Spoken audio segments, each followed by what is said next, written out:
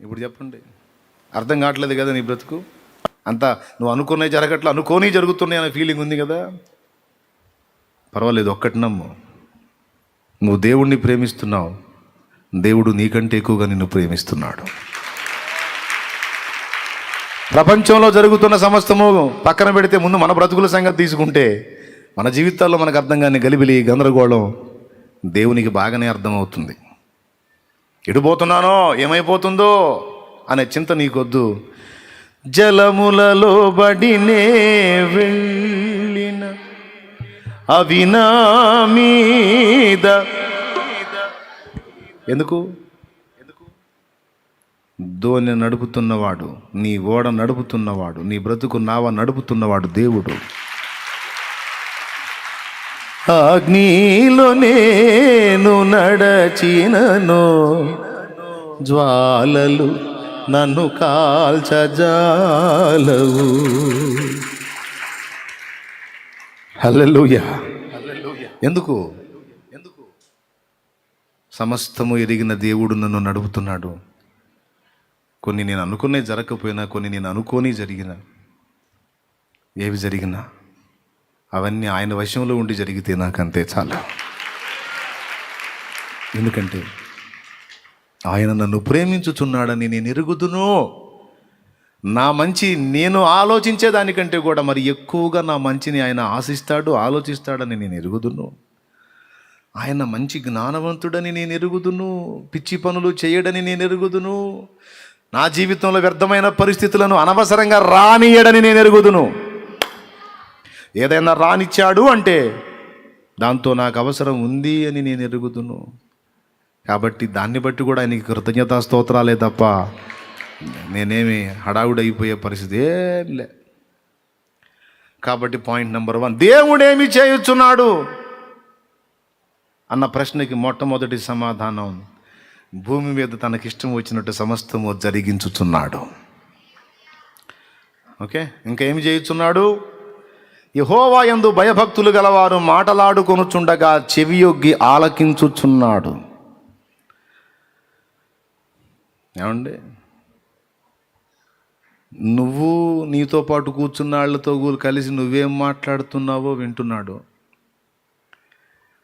నిన్ను గురించి మిగిలిన వాళ్ళు ఏం మాట్లాడుకుంటున్నారో కూడా వింటున్నాడు. తెలుసా? మిరియాము అహరోను ఏం మాట్లాడుకున్నారో మోషేకి తెలియదు. వాళ్ళు గుట్టుగా మాట్లాడుకున్నారు ఏదో. కూషు దేశపు స్త్రీ విషయంలో సణిగారు. మోషే చేతనే పలికించనా, మా చేత పలికించలేదా, మేము కూడా ప్రవక్తలమే అన్నట్టు మాట్లాడారు. సంఖ్యాకాండం 12వ అధ్యాయము. ఈ సంగతులు ఎవరు విన్నారు? చూడు, 12వ అధ్యాయము మొదటి వచనం నుంచి చదువు త్వరగా. మోషే కూషు దేశపు స్త్రీని పెళ్లి చేసుకుని ఉండెను గనుక అతడు పెళ్లి చేసుకొనిన ఆ స్త్రీని బట్టి మిరియాము అహరోనులు అతనికి విరోధముగా మాట్లాడిరి. వారు మోషే చేత మాత్రమే యెహోవా పలికించిన, ఆయన మా చేత పలికింపలేదా, ఆయన మా చేతను పలికింపలేదా అని చెప్పుకొనగా యెహోవా ఆ మాట వినెను. అద్ది ఆ ముక్క మనకు కావాలి ఇప్పుడు. యెహోవా ఏ మాట వినెను? వీళ్ళేమన్నారు? ఆ మాట వినెను. దేవునికి స్తోత్రం కలుగును గాక. విని ఊరుకున్నాడా? వెంటనే ఫోన్ వచ్చింది వాళ్ళిద్దరికి, ఇంకొకడికి కూడా వచ్చింది. మాట పడ్డోడికి ఫోన్ వచ్చింది, మాట అన్నోళ్ళకి ఫోన్ వచ్చింది. ముగ్గురు కలిసి రండి అక్కడికి అన్నాడు. ఎక్కడికి? ప్రత్యక్ష గుడారం దగ్గరికి రండి, మాట్లాడాలి, కొంచెం పర్సనల్ అన్నాడు. దేవునికి మహిమ. చదువు తల్లి. మోషే భూమి మీద ఉన్న వారందరిలో మిక్కిలి సాత్వికుడు. యెహోవా మీరు ముగ్గురు ప్రత్యక్షపు గుడారమునకు రండని హఠాత్తుగా మోషే అహరోను మిరియాములకు ఆజ్ఞ ఇచ్చెను. అమ్మో, హఠాత్తుగా విన్నాడు. వెంటనే డోసు ఇవ్వాలి ఇప్పుడు వాళ్ళకి. విషం ఎక్కింది, ఎక్కిన విషయం దించాలా, లేకపోతే ఈ విషయం అందరికి ఎక్కిస్తారు వాళ్ళు. దేవునికి స్తోత్రం కలుగును గాక. ఎక్కిన విషయం దించకపోతే ఆ విషయాన్ని అందరికి ఎక్కించి అందరినీ మోషేకి వ్యతిరేకంగా తిరుగుబాటుకు తిప్పుతారు. అప్పుడు మళ్ళా కొంత జన నష్టం జరిగిద్ది. అహరోను మిరియాములు కూడా సాగు కొట్టాల్సి వచ్చింది. అందుకే అర్జెంటుగా రండి అన్నాడు. వెంటనే వెళ్ళిపోయారు. వెళ్ళిపోతే వాళ్ళన్న మాటల్ని గురించి దేవుడు మాట్లాడుతున్నాడు. చూడండి, ఏం మాట్లాడుతున్నారు మీరు ప్రవక్తలా? చదువు. యెహోవా మేఘస్తంభములో దిగి ప్రత్యక్షపు గుడారము యొక్క ద్వారమునొద్ద నిలిచి అహరోను మిరియాములను పిలిచెను. వారిద్దరు రాగా ఆయన, నా మాటలు వినుడి, మీలో ప్రవక్త ఉండిన ఎడల యెహోవానగు నేను దర్శనమిచ్చి అతడు నన్ను తెలుసుకొనున్నట్లు కలలో అతనితో మాట్లాడుదును. నా సేవకుడైన మోషే అట్టివాడు కాడు, అతడు నా ఇల్లంతటిలో నమ్మకమైన వాడు. చూసారా, మీలో ప్రవక్త ఎవరైనా ఉంటే నేను కలలో మాట్లాడతాను. నేను చెప్పాలనుకున్నవేవో గూఢభావంతో తెలియజేస్తాను, మార్మికంగా తెలియజేస్తాను. చదువు. నేను గూఢభావములతో కాదు, దర్శనమిచ్చి ముఖాముఖిగా అతనితో మాట్లాడుదును. అతడు యెహోవా స్వరూపమును నిదానించి చూచును. కాబట్టి నా సేవకుడైన మోషేకు విరోధముగా మాట్లాడుటకు మీరేలా భయపడలేదా? నేను దేవునికి స్తోత్రం కలుగును గాక. హల్లెలూయా. వ్యక్తికి విరోధంగా మాట్లాడటం ఉంది, దేవుని వాక్యానికి విరోధంగా మాట్లాడటం ఉంది. నన్ను వ్యక్తిగతంగా 100 దూషించుకొని, నన్ను వ్యక్తిగతంగా 100 ప్రచారాలు చేసుకొని, 100 నిందలేయని, 200 అబద్ధాలు చెప్పని, 100 విషప్రచారాలు చేయని, ఐ డోంట్ కేర్. అక్కడ మాత్రం మోషే స్టెప్ తీసుకుంటా. మిక్కిలి సాత్వికుండా దేవుని వైపే చూస్తా. ఎందుకంటే లేఖనంలో చెప్పాడు, నిన్ను నిందించు వారి నిందలు నా మీద పడెను. సో నాకు వ్యతిరేకంగా మాట్లాడితే, నన్ను నిందిస్తే అది దేవుని చేతికి అప్పగిస్తా. కాబట్టి ఇలాంటి వ్యక్తిగత జీవితాలను విమర్శించే వాళ్ళ విషయంలో మోషే ఏం చేశాడు? దేవుని చేతికి అప్పచెప్పాడు, పట్టించుకోవాలి, వదిలేశాడు. దేవుడు వదిలేశాడు, కానీ వాళ్ళు పలికిన ఆ మాట యెహోవా విన్నాడు. దేవుడు ఎప్పుడు పట్టించుకున్నాడు అంటే మోషే వదిలేసినప్పుడు పట్టించుకున్నాడు. మోషే ఒకవేళ వాళ్ళతో వ్యాజ్యం ఆడితే దేవుడు మౌనం అయిపోవునేమో. మోషే ఓర్చుకున్నాడు ఆ నిందని, ఆ అవమానాన్ని, ఆ తృణీకారాన్ని, ఆ తిరస్కారాన్ని, ఆ ఎగతాళిని. మోషే సాత్వికంతో మోషేకి విరోధంగా వాళ్ళు మాట్లాడిన మాటల్ని సాత్వికంగా, ఓర్పుగా సహించి దాటి వెళ్ళిపోయాడు పక్కకి. మనం కూడా మన వ్యక్తిగత జీవితాలను అన్యాయంగా నిందపాలు చేస్తే నువ్వు 100 సమాధానాలు చెప్పు. నిందా ప్రచారం చేసేవాడు నిందని వ్యాపింపజేయడానికే పూనుకుంటాడు. అర్థమైందా? కాబట్టి సమాధానమే అనవసరం. వాడికి సమాధానం దేవుడే చెప్తాడు. దేవుడు ప్రేరేపించిన ప్రజలే చెప్తారు. భక్తులు మాట్లాడుకునే మాటలే కాదు, భక్తుల గురించి ఏ గుంటనక్క ఏమేం మాట్లాడుకుంటుందో, ఏ గుంటనక్కలు ఎక్కడి నుంచి ఏమేం మాట్లాడుతున్నాయో అన్నీ దేవుడు వింటాడు. అర్థమైందా? అసూయతో రగిలిపోయే నక్కలు, కుళ్ళుతో కుళ్ళిపోయే నక్కలు, గుంటలు ఇట్లా గుంట తీయాలి, అట్లా గుంట తీయాలని ఏ గుంట నక్క ఏ విధంగా గుంటలు దోడతాయో కొన్ని గుంట నక్కలు బయటికి కనపడవు. కొన్ని గుంట నక్కలు మనకు బయటికి కనపడవు, కానీ గుంటలో ఉండి రంధ్రాలు దోడుతూ ఉంటాయి. అవి బయటికి కనపడవు. వాటి ముఖాలు బయటికి చూపించాలంటే భయం ఈ గుంట నక్కలకి. కొన్ని ఇంట్లో ఉండి డిస్కషన్ చేస్తూ ఉంటాయి, భక్తులకు కీడు చేయాలని. వింటున్నాడు. నువ్వేం మాట్లాడుతున్నావో వింటున్నాడు. నీ గురించి నీకు కీడు తలపెట్టాలని, నిన్ను నిందించాలని, పాడు చేయాలని, పతనం చేయాలని, నీ మీద నలుగురికి కానిపోని లేనిపోని మాటలు చెప్పి నిన్ను పాడు చేయాలని కొంతమంది నీ విషయంలో, నీ సొంత వాళ్ళు కావచ్చు, బయట వాళ్ళు కావచ్చు, నువ్వు సహోదరులు అనుకుంటున్న వాళ్ళు కావచ్చు, ఎవడెవడు ఏమేమి కుట్రలు బన్నుతున్నారో, నీ గురించి చాటున ఏమేమి మాట్లాడుతున్నారో మొత్తం వింటున్నాడు. హామాను ఫ్యామిలీ డిస్కషన్ మొత్తం విని, మరి ఇప్పుడు ఎక్కడికి వెళ్తున్నారండి? భార్య ప్రశ్న. రాజుగారి ఆస్థానానికి వెళ్తున్నాను. ఎందుకండి? హాయిగా రెస్ట్ తీసుకోవచ్చు కదా, నైట్ అయిపోయింది కదా, నిద్రపోండి, తెల్లవారు వెళుతురు. కానీ ఏమిటో నిద్రపోయేది? వాడిని నాశనం చేసిన దాకా నాకు నిద్ర పట్టదు, నాకు తిండి పట్టదు, నిద్ర పట్టదు. ప్రజలంతా నిన్ను ఇంతసేటు సన్మానించి నీ అధికారానికి లోబడితే ఆ ఒక్కడు ఏం చేస్తాడండి? వదిలేసేయండి అంటే, నో, రుణశేషం శత్రుశేషం ఉండకూడదు, వాడిని చంపేయాలి, వాడి జాతినే లేకుండా చేయాలి. ఏం చేస్తారు? రాజుగారి దగ్గరికి వెళ్తాను, ముందు వాడి సంగతి చూస్తా, తర్వాత వాడి జాతి సంగతి చూస్తా. రాజుగారి దగ్గరికి వెళ్తా, నాకున్న అధికారాన్ని బట్టి నేను ఏ జామును పోయినా రాజు నన్ను స్వాగతిస్తాడు. కాబట్టి రాజు దగ్గరికి వెళ్ళి ఈ మొర్దెకై అనువానికి శిక్ష విధించడానికి పర్మిషన్ తీసుకొని వస్తా, వాడి జాతిని నాశనం చేసే విషయం కూడా మాట్లాడొస్తా. మొండి మనిషి అండి మీరు, ఎంత చెప్పినా వినరు, మీ ఇష్టం. పోయాడు ఆ జామున. ఎందుకు పోతున్నాడు? తన దాసునికి కీడు కల్పించడానికి పోతున్నాడు. ఎవరి దాసునికి? దేవుని దాసునికి. ఎవరు మేలుకున్నారు? దేవుడు మేలుకొని చూస్తున్నాడు. మొర్దెకై ఏం చేస్తున్నాడు? నిద్రపోతున్నాడు. మొర్దెకై హాయిగా నిద్రపోతున్నాడు. మొర్దెకైకి గుంట తీయాలనుకున్న వాళ్ళేమో మేలుకొని ఉన్నారు. వీళ్ళు మేలుకున్నారు, పాపం వాళ్ళకి తెలియదు. మొర్దెకై దేవుడు, మొర్దెకై సేవిస్తున్న ఆ ఇశ్రాయేలీల దేవుడైన యెహోవా కునకడు, నిద్రపోడన్న సంగతి వాళ్ళకి తెలియదు.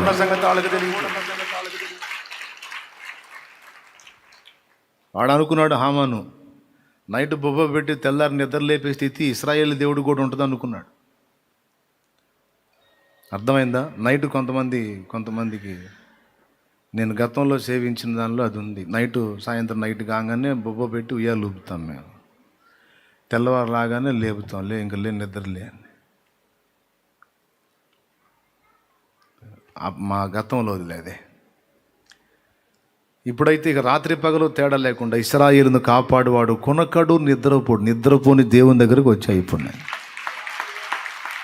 నువ్వు కూడా అక్కడికే వచ్చావు. ఇక పవళింపు సేవలు లేవు, మేలుకొలుపు సేవలు లేవు. ఒకసారి ఒక దేవుని బిడ్డ చెప్పినట్టు గుర్తున్నాను. పాప మంచి జాబ్ ఆ బిడ్డది. పై అధికారి పెద్ద శోధన. పాప ఎంత తమాయించుకున్న ఆ శోధన వగదగట్ల ఏడిపిస్తానే ఉన్నాడు పాపం ఈ బిడ్డని, దేవుని బిడ్డని. ఆ రోజు ఏదో ఒక విషయం కాడ బాగా ఇబ్బంది పెట్టేసి అసలు ఆ వ్యక్తి ఉద్యోగానికి ఎసరు పెట్టాడంట. మరుసటి రోజు నీ ఉద్యోగం ఉంటే అప్పుడు చెప్పు అన్నారంట. ఈరోజు అయింది నీ పని, ఇక రేపు నీ ఉద్యోగంలో ఉండవు, చేస్తాను, నీ అంతు తేలుస్తాను, ఖచ్చితంగా చూసుకో, గ్యారంటీ, రేపు నువ్వు జాబులో ఉండవు, ఇంటికాడ కూర్చుంటావు అని వార్నింగ్ ఇచ్చాడంట. పాపం దేవుడిని నమ్ముకున్నాడు. ఏం చేస్తాడు?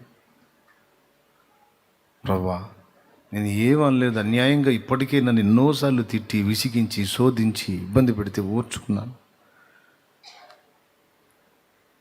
న్యాయం అడిగినందుకు, ఎందుకు సార్ ఇలాగ నన్ను ఇంత వేధిస్తున్నారు, ఎందుకు సార్ అని న్యాయం అడిగినందుకు నా విషయంలో ఎంత దుర్మార్గం చేయడానికి పూనుకున్నాడు. ఇంకా నేనేం చేయగలను దేవా? అతను నా పై అధికారికి నేనేం చేయగలను? నీ చేతికి అప్పగిస్తున్నాను తండ్రి. ఇక రేపటితో నాకు జాబ్ లేదంటే మరి నా భార్య బిడ్డల పరిస్థితి ఏంటి, నా కుటుంబం పరిస్థితి ఏంటి?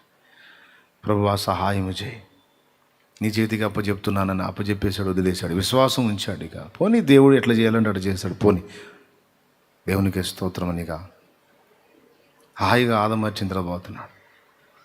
రేపటి రోజు నువ్వు ఉద్యోగంలో ఉంటే నీ అంతు తేలుస్తా, నీకు ఉద్యోగం ఉంటే చూసుకొని అన్నాడు కదా. వీడు ఆలోచిస్తున్నాడు. వాడి మీద ఏమేమి కంప్లైంట్ రాసి వాడిని వెంటనే సస్పెండ్ అయ్యేటట్టు, వెంటనే వాడి జాబు తొలగించబడేటట్టు ఏం చేస్తే సరిపోతుందని ఆలోచన చేస్తున్నాను. నైటు తెల్లవారి ఇతనికి ఫోను. ఎవరికి? దేవుని బిడ్డకి ఫోన్. ఏమన్నా తెలుసా? నైట్ టైం అతని మీద ఆ గొడవకు దిగినటువంటి వ్యక్తి హార్ట్ స్ట్రోక్తో చనిపోయాడు.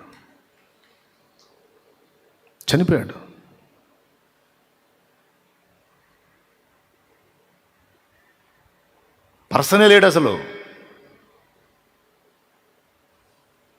జీవము గల దేవుని చేతిలో పడుట భయంకరం. ఎంత డేంజర్ అనుకున్నారు? చెరపకురా చెడేవని పక్కన వాడిని నాశనం చేయాలి, పక్కన వాడికి గుంట తీయాలని పిచ్చి పిచ్చి పనులు చేస్తే ఎట్లా నాశనం అవుతారో ఈ రియల్ స్టోరీ ఒక ఉదంతం. నీకు ఉద్యోగమే లేకుండా, నీకు లైఫ్ లేకుండా చేస్తానన్నోడికి లైఫ్ లేకుండా పోయింది. మళ్ళీ నైట్ తెల్లారేటప్పటికి డెడ్ బాడీ. ఇలాంటి స్టోరీలు ఎన్నో దేవుని బిడ్డల పక్షంగా దేవుని ఉగ్రత చూపిన అనుభవాలు. హల్లెలూయా. నా ప్రియమైన దేవుని బిడ్డలారా, బైబిల్లో కూడా కనపడిద్ది. దేవుడు నిద్రపోతాడా? దేవుడు కళ్ళు లేకుండా ఉన్నాడా? నరులకు మనకు కళ్ళు ఇచ్చినోడు చూడడా? మనకు చెవులు ఇచ్చినోడుకు వినపడదా? వీడు కుట్ర పని పోతున్నాడు మొర్దెకై నాశనం చేయాలని. దేవుడు అక్కడ అహస్వేరోషుకు నిద్ర పట్టకుండా చేశాడు.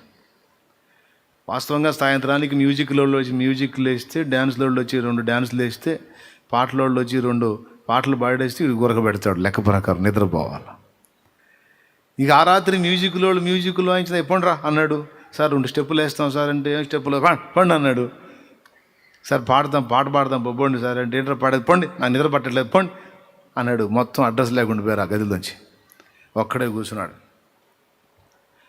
ఎందుకు నిద్ర పట్టిద్ది? ఆయన చేయగలడు నిద్ర పట్టకుండా. వీడు ఎంత తిప్పలు పడ నిద్ర రావట్లా. అహస్వేరోషు రాజుకి చిరాకు బట్టి కూర్చొని, ఎవరక్కడ అన్నారు. చిత్త మహారాజు, రాజ్యపు సమాచార గ్రంథం, రాజ్యంలో ఏమేమి జరుగుతుందో ఒకసారి తెలుసుకుంటాను, తీసిరా నా పుస్తకం తెచ్చిపెట్టండి రా, నిద్ర రావట్లేదు నాకని రాజ్యపు సమాచార గ్రంథం తెచ్చి ఆయన ముందు పెట్టారు. పేజీ తిప్పి చూస్తున్నాడు.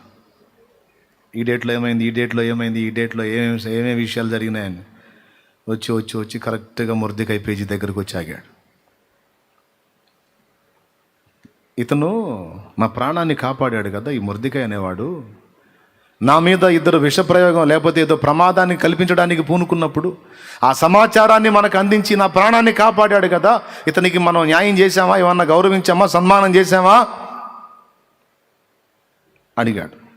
అయ్యగారు, మీరు ఇప్పుడే ఈ పుస్తకం దగ్గరకు వచ్చింది, ఏం జరుగుతుందో మీరు ఏం పట్టించుకుంటున్నారు? కాబట్టి ఏం జరుగుతుందనేది మీకు తెలియదు కాబట్టి మ్యాటర్ మీ దగ్గర రాలేదు. పాపం అతను మీ ప్రాణాలు కాపాడింది నిజం, కానీ అతనికి ఏ సన్మానం జరగలేదు. అతను కూడా దాని విషయంలో ఏం పట్టించుకోలేదు. ఒక రాజుగా ఉండి ఇంత మేలు పొంది నేను కృతజ్ఞత చూపించకపోతే విలువేముంది? ఈ మొర్దెకైకి మనం న్యాయం చేయాల్సిందే అని మొర్దెకై అనేవానికి ఫేవర్గా అనుకూలమైన ఆలోచన రాజుకు కల్పించి రెడీ చేసి కూర్చోబెట్టాడు దేవుడు. వాడొచ్చాడు గుంట తోడదామని. ఎవరికి? వాడు రాగానే, హమను భలే టయానికి వచ్చావా కదా. యెహోవా రాజు గణపరచన అపేక్షించు వానికి ఏం చేస్తే బాగుంటుంది అంటే, రాజునైనా నేను ఎవరినైనా గణపరచాలనుకున్నాను అనుకో, టాపు, ఇక అంత మించిన ఘనత లేదు అన్నంత అద్భుతమైన సన్మానం చేయాలి ఒకడికి. ఎలా చేస్తే బాగుంటుంది అన్నాడు.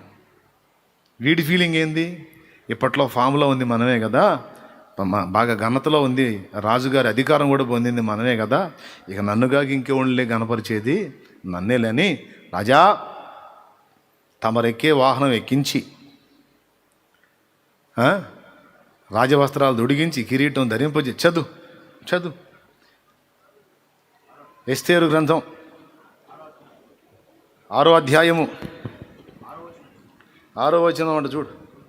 రాజు గణపరచన అపేక్షించు వానికి ఏమి చేయవలనని రాజు అతన్ని అడగగా, హామాను నన్నుగాక మరి ఎవరిని రాజు గణపరచన అపేక్షించునని తనలో తాను అనుకొని రాజుతో ఇట్లా, నేను వీడు అనుకున్నాడు నన్నే కదా అనుకొని, చూడు ఏమేం చెబుతున్నాడు. రాజు గణపరచన అపేక్షించు వానికి చేయదగినదేమనగా, రాజు ధరించుకొని రాజవస్త్రాల్ని, రాజు యొక్క గుర్రమును, ఆ గుర్రాన్ని రాజు తన తల మీద ఉంచుకొని రాజకిరీటమును. అబ్బాబు వీడి ఆశ, వీడు అసలు అంటే ఇవన్నీ వీడు పొందాలని,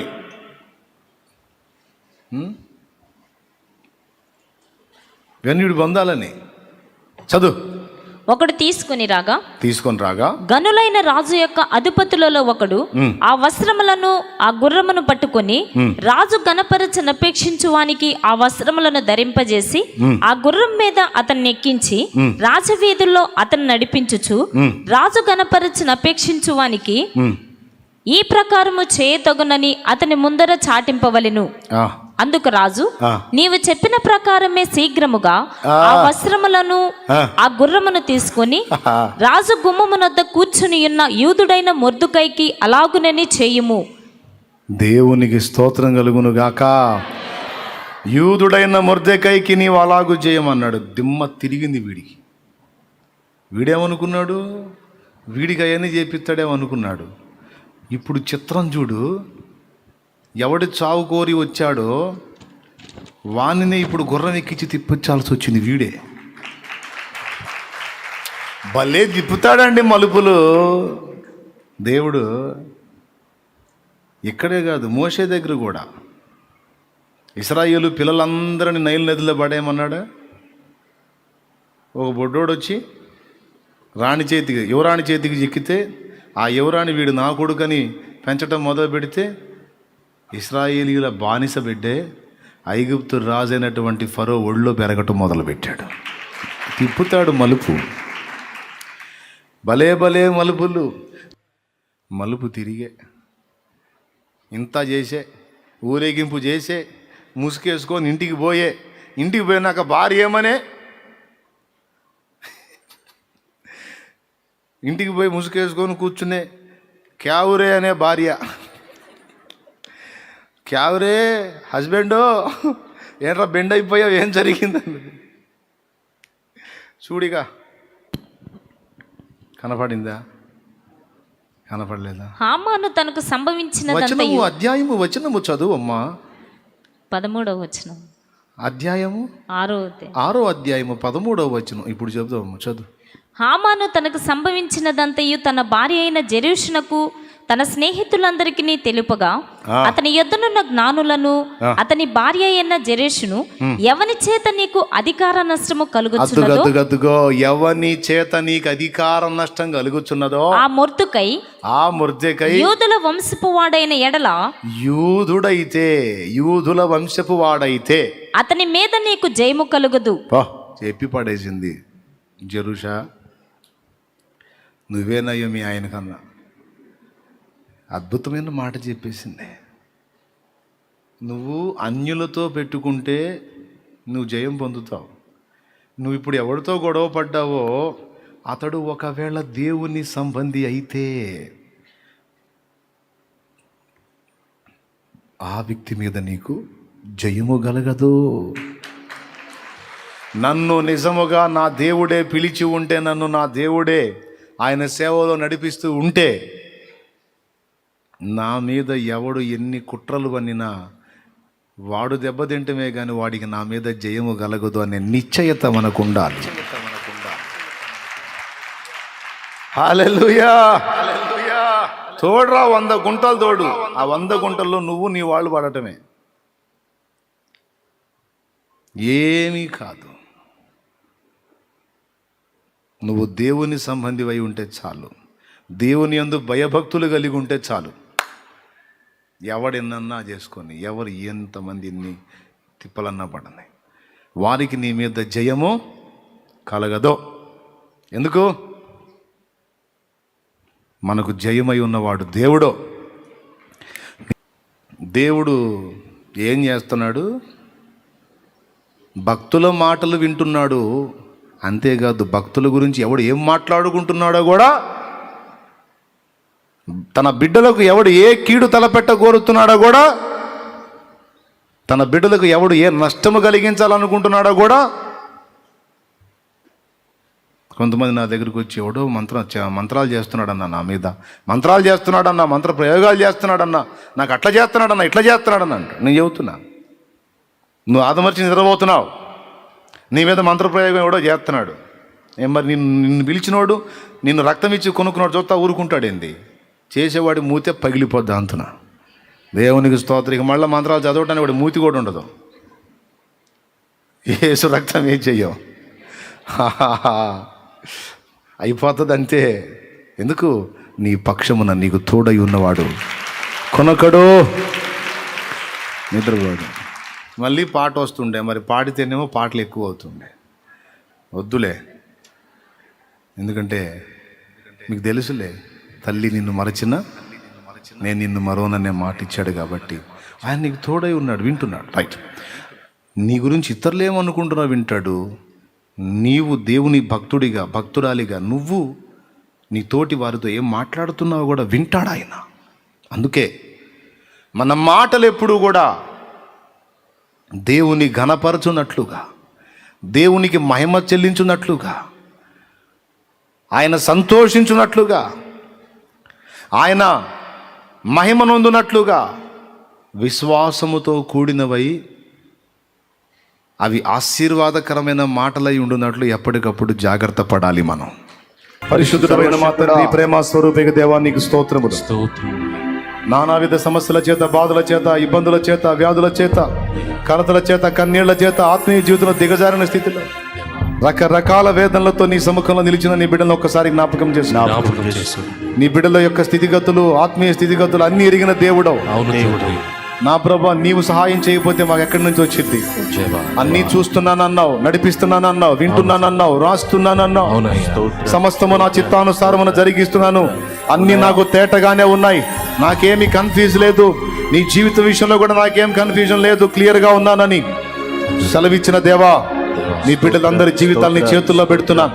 వారు ఎదుర్కొంటున్న ప్రతికూలతలన్నీ నజరేయుడగు యేసు అధికారం కలిగిన నామంలో వారిని విడిచి తొలగిపోవునుగాక. ఆమేన్. నీ బిడ్డలకు మనోధైర్యం దయచేయండి. వారు ఎదుర్కొంటున్న ప్రతికూలతలన్నిటి విషయంలో గొప్ప సమాధానం వారు స్పష్టంగా పొందాలి. పొందిన వారెల్లా సాక్షులుగా నిలవాలి. ఎన్ని జీవితాల్లో ఆవేదన ఉందో, ఆక్రందన ఉందో, అది తొలగించబడి సమాధానంగా, సంతోషంగా మారాలి. విశ్వాసంతో బిడ్డలు తెచ్చిన నూనెని శక్తితో నింపి దాన్ని వినియోగించి ప్రార్థించడం ద్వారా స్వస్థతలు చేకూర్చు. ప్రతి విధమైన వ్యాధులను, దయ్యపు పీడలను యేసు నామములో వెళ్ళగొట్టు. తిరుగు ప్రయాణంలో బిడ్డలకు తోడై ఉండు. అప్పుల ఊబిలో ఉన్న వారికి విడుదల ప్రసాదించు. ఆర్థిక సమస్యలతో నలుగుతున్న వారికి విడుదల ప్రసాదించు. కోర్టు సమస్యలో ఉన్న వారికి విడుదల ప్రసాదించు. ఇంకా ఏవేవి అక్కర్లు కలిగి ఉన్నారో, సంతాన విషయంలో కావచ్చు, ఉద్యోగ విషయంలో, వారు చేసిన ఉపాధి విషయంలో, పిల్లల విషయంలో సహాయముచ్చి నీ బిడ్డలు పొద్దస్తమానం ఈ శరీర సంబంధమైన సమస్యల కోసం కాదు, ఆత్మ సంబంధులై ఆత్మల కొరకు ప్రయాసపడి అనేక జీవితాలను రక్షణలోకి నడిపించడానికి వాడబడే పాత్రలు కావాలి. సువార్త ప్రకటించే వాళ్ళు కావాలి, సేవ చేసే వాళ్ళు కావాలి, ఆత్మలను నీ కొరకు సిద్ధపరిచేవారు కావాలి. బిడ్డలను బలపరచు, ప్రార్థన యోధులుగా తయారు చేయండి. సమయమును పోనీయోగ సద్వినియోగం చేసుకొనొచ్చు. ప్రార్థన కొరకు ఎప్పుడు ఆశ కలిగి ఉండటానికి, ప్రార్థనా జీవితాన్ని కలిగి ఉండటానికి, ప్రార్థన ద్వారా ప్రతి సంగతిని గురించి మోకాళ్ళ మీద నీ దగ్గరికి రావడానికి మా బిడ్డలందరికీ ప్రోత్సాహాన్ని, పురికొల్పును దయచేయి. ఎదుటున్న బిడ్డలను వారి పసి బిడ్డలతో సహా దీవించు. కృపా, క్షేమాన్ని, ఆరోగ్యాన్ని, ఆయుష్ను, దీవెనను, కృపను దయచేయి. లైవ్ లో వీక్షిస్తున్న బిడ్డలందరికీ కూడా నా ప్రభువా క్షేమాన్ని, సమాధానాన్ని, స్వస్థతను, దీవెనను దయచేయి. వారు ఎదుర్కొంటున్న ప్రతి వేదన యేసు నామములో కంప్లీట్ గా తొలగునుగా. ఆమేన్. గొప్ప ఆదరణ దయచేసి మా అనుబంధాన్ని నీ కృపలో స్థిరపరిచి నానాటికి బలాభివృద్ధిని కలిగించి ఈ పనిని, పరిచర్యను అనేక రీతుల విస్తరింపచేయమని సంఘములు వ్యాపింపజేస్తున్నావు. స్తోత్రమయ్యా. ఇంకా అనేక ప్రాంతాలకు వ్యాపించాలి ప్రభు. సత్యం పక్షంగా పోరాడుతున్న మాకు జయమునిచ్చినందుకు నీకు వందనాలు. దుర్బోధన కూకటి వేళతో సహా ప్రకలించి సత్యస్థాపన జరిగించడానికి ఓ నా తండ్రి ఏలియావలె నీ నామం కొరకు నడుము గట్టి ఉండగా కావాల్సిన అభిషేకము దయచేయండి. నీవే రేపి ఉన్నావు, నీకు వందనాలు. ఈ కార్యమంతటిని నీవే జయకరంగా జరిగించి సమస్త మహిమ మీకే చెల్లిస్తూ యేసు నామములో ప్రార్థిస్తున్నాం తండ్రి. ఆమేన్. మన తండ్రి అయిన దేవుని ప్రేమ, ఆయన ప్రియ కుమారుడు లోకరక్షకుడైన యేసయ్య శాశ్వత నిత్య కృప, పరిశుద్ధాత్మతోడి మనోహర దివ్య సహవాసం, సమాధానం సమకూడిన మనకు సకల పరిశుద్ధులకు సార్వత్రిక సంఘమంతటికి సదా తోడై నడిపించును గాక. ఆమేన్. ప్రభేసు రక్తమునకు జయం, ప్రభేసు రక్తమునకు జయం, ప్రభేసు నామమునకు సంపూర్ణ విజయం కలుగును గాక. ఆమేన్. హల్లెలూయా, హల్లెలూయా, హల్లెలూయా, హల్లెలూయా, హల్లెలూయా, హల్లెలూయా. ప్రభు స్తోత్రాలు మీ అందరికీ. హృదయపూర్వక వందనాలు, శుభాలు. లైవ్ ద్వారా అందుబాటులోకి వచ్చిన వారందరికీ కూడా వందనాలు. జూమ్లో కనిపిస్తున్న వారందరికీ కూడా దేవుణ్ణి స్తుతిస్తున్నాను. మీకు కూడా వందనాలు.